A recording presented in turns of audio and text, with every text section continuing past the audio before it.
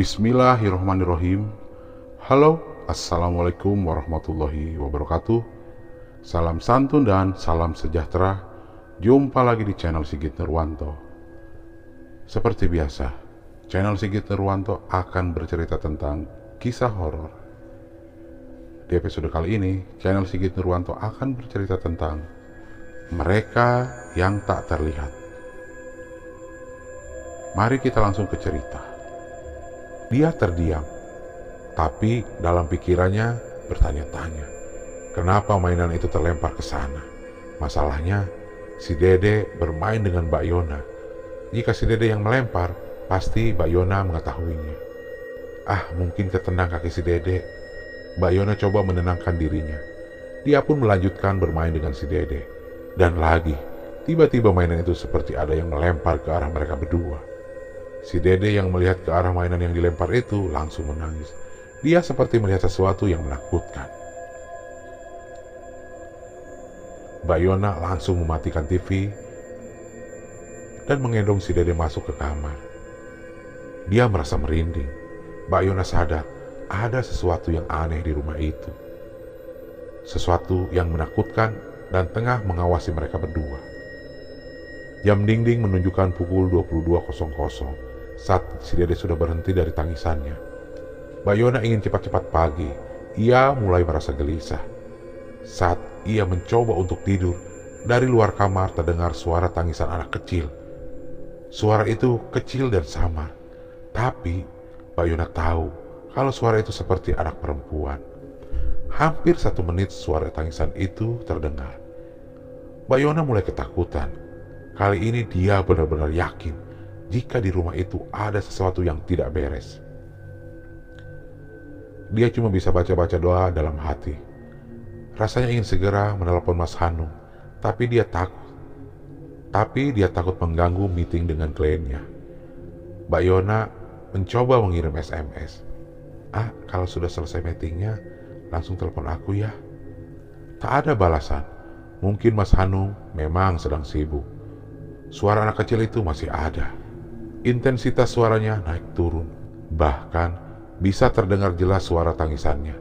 Tak terasa, air mata Mbak Yona turun. Dia merasa begitu ketakutan saat itu. Ya Allah, tolong saya. Tiba-tiba HP-nya berdering. Ternyata Mas Hanung yang menelepon. Tanpa menunggu lama, Mbak Yona langsung mengangkatnya. Kenapa, Nak? Loh, kok kamu menangis? Ada apa? Mbak Yona tidak menjawab, malah tangisannya bertambah kencang. Mas Hanung yang penasaran terus bertanya, tapi Mbak Yona cuma menjawab dengan suara tangisannya. Mas Hanung pun jadi semakin panik. Nak, bilang kamu kenapa menangis? Pikirannya beradu. Jika dia mengatakan yang sesungguhnya soal kejadian ini, pasti akan buat Mas Hanung khawatir. Tapi ia juga sangat ketakutan di saat yang sama. Saat menangis, Mbak Yona terus melihat ke arah pintu. Ada sesuatu yang membuatnya semakin ketakutan. Gagang pintu kamarnya seperti ada yang memegang. Gagang pintunya bergerak ke bawah seperti ada yang berniat membuka pintu kamarnya. Melihat itu, jantung Mbak Yona langsung berdetup sangat keras. Nafasnya seolah-olah akan berhenti. Lalu, nduk, terdengar 2 kali suara pintu yang digedor dari luar. Mbak Yona semakin terdiam. Si Dede yang terbangun ikut melihat ke arah pintu kamar. Mas Hanung yang masih terhubung di telepon harus berusaha memanggil Mbak Yona karena tidak ada jawaban apapun darinya. Ia panik. Hampir 2 menit Mbak Yona terdiam hingga akhirnya suasana kembali tenang. Nak, jawab, kamu kenapa? Nggak ada apa-apa, cuma kangen aja. Mendengar jawaban itu justru membuat Mas Hanung marah karena sudah membuatnya khawatir.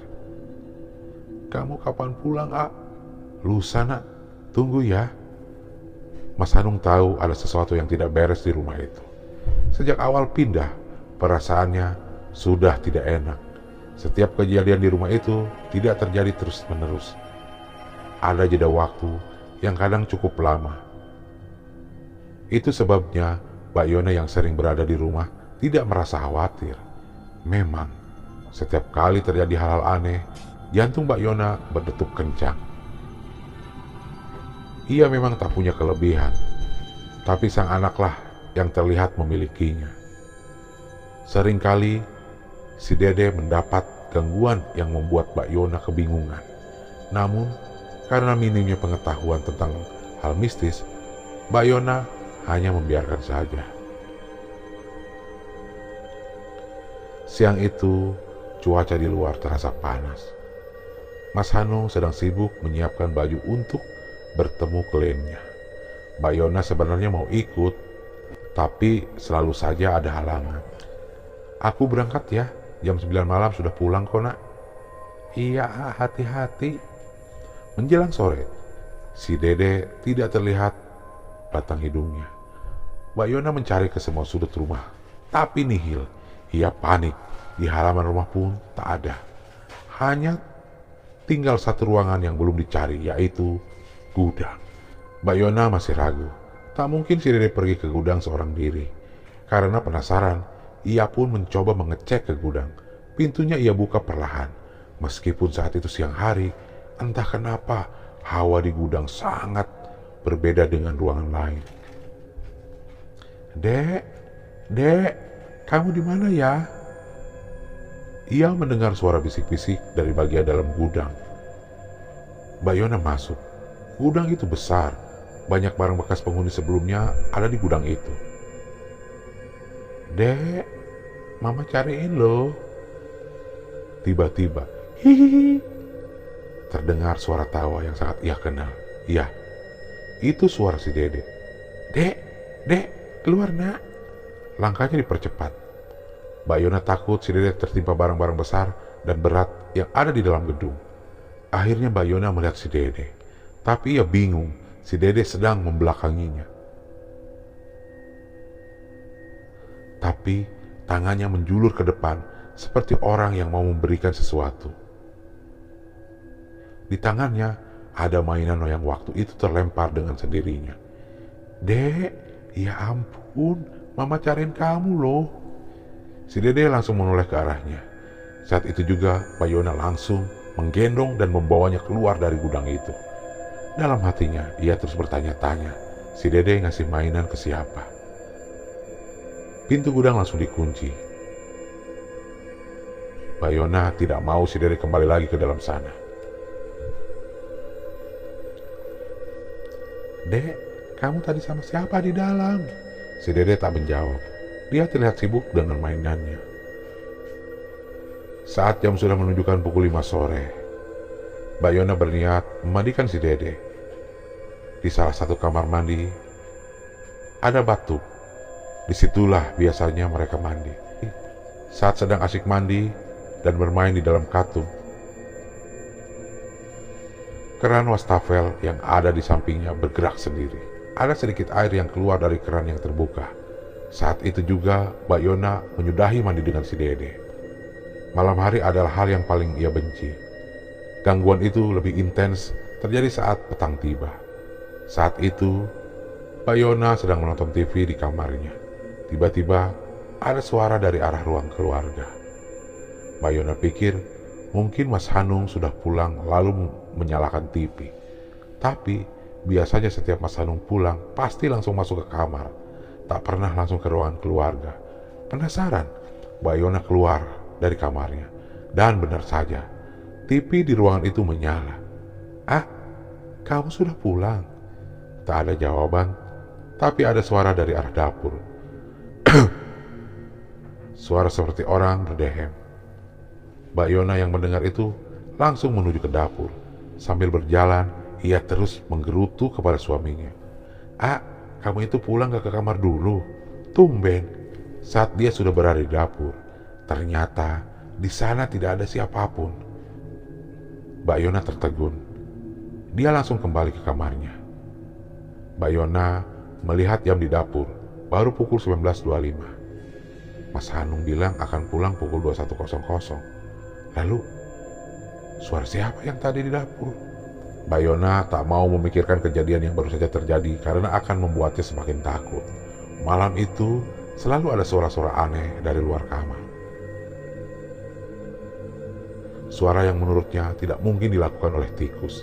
Jam 21.45. Mas Hanung belum pulang juga. Dia mencoba menelpon Hanung, tapi panggilannya tidak terjawab. Mungkin masih meeting. Begitu pikirnya.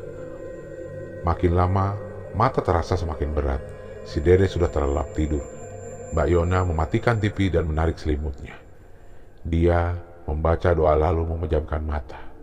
Tiba-tiba, terdengar suara ketukan pintu.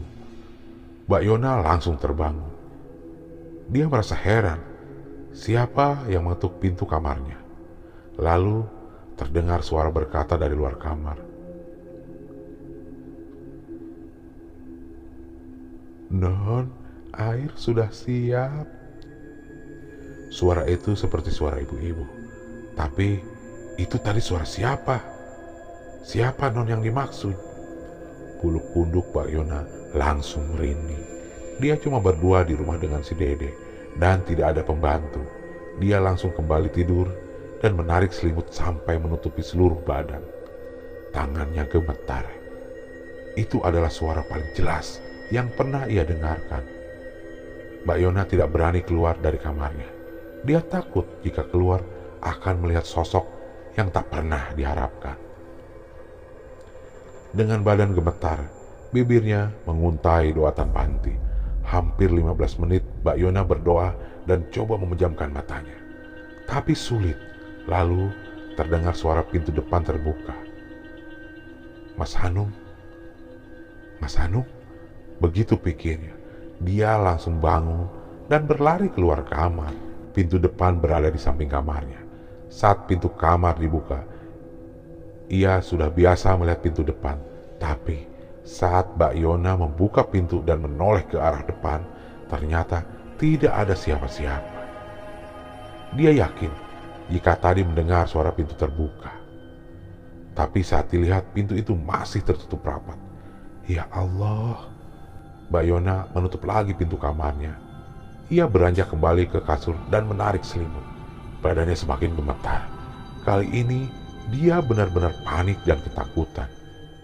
Si Dede yang tidur sebelahnya hampir saja terbangun karena Mbak Yona sedikit berisik. Sebenarnya Mbak Yona ingin sekali membangunkan si Dede agar menemaninya, tapi ia tak tega.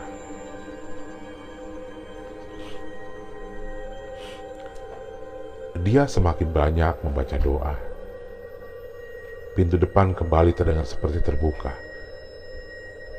Kali ini bukan pintu depan saja, tapi pintu kamarnya pun terbuka. Nah, suara itu suara yang sangat ia kenal. Suara yang menenangkan jiwanya. Mbak Yona langsung bangkit dan memeluk Mas Hanung yang ternyata baru pulang. Mas Hanung yang kebingungan melihat respon istrinya langsung bertanya, "Kamu kenapa, Nak? Kok gemetar?" "Enggak apa-apa, cuma kedinginan, mungkin karena AC." Mas Hanung melihat mata Mbak Yona. Dia tahu kalau istrinya berbohong, tapi karena lelah, besok pagi baru akan ia tanyakan pada istrinya. "Ya sudah, aku mandi dulu sebentar ya." "Iya, aku siapkan bajunya dulu ya. Kamu mau makan?" "Boleh, Nak. Kebetulan aku tadi gak makan di luar." Malam itu, Mbak Yona menemani suaminya makan di dapur.